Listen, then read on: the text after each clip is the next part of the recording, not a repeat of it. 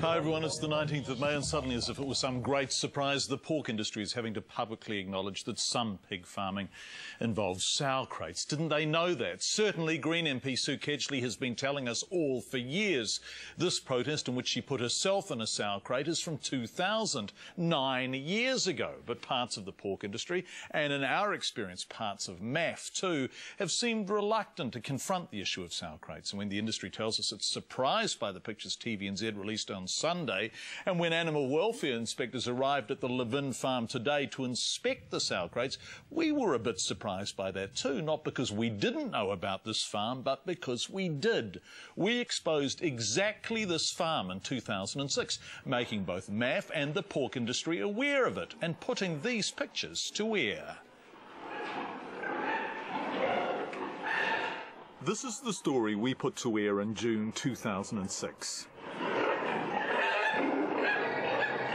This undercover video footage of a piggery was shot by animal rights activists last week. It is exactly the same farm that TVNZ screened footage of on Sunday night. 3 years ago, we showed sow crates on the farm being measured. This one is 57 centimetres wide. It's in breach of the Code of Welfare, so this sow crate is actually illegal. And the animal welfare group who shot the footage on the Levin piggery raised concerns about conditions on the farm and about animal welfare.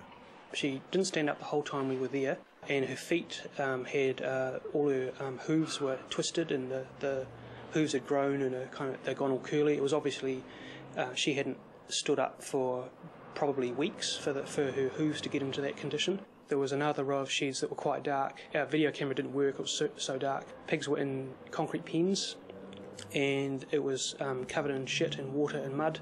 The pigs were lying on wet floors, they had no dry area. The pictures were grim and compelling. We went to MAF, who flatly refused to be interviewed, but gave us a statement promising, and these are their words, a full and thorough investigation.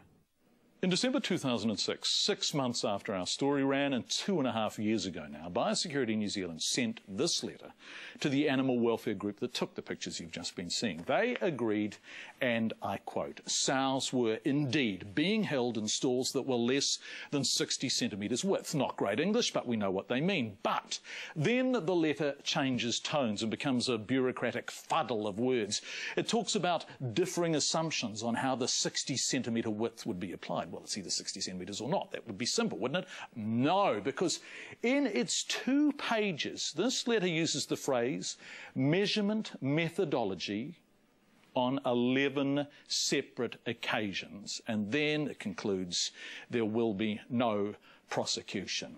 And it signs off by wishing the animal rights group an enjoyable festive season. But then right from the beginning in our program in 2006, the people who exposed this farm said they were never taken seriously. The inspector rang up, said, OK, I'm going to come around. He made an appointment to come and see me, take a statement, take a copy of my video, and as he said, get it all legal, so for prosecution, to make sure it was done right. That was fine.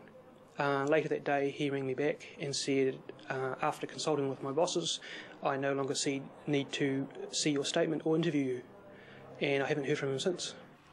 And what of the farm and the farmer who kept pigs in these conditions in 2006? What did Colin Kay, then a director of the Pork Industry Board, say to us for our story? Are you going to do anything in the immediate future? I'll go through and have a look and take on board what's been said. If it's inappropriate, we do have some group housing there, so we will be looking at removing those issues. That was 3 years ago, and clearly at least some of those issues remain.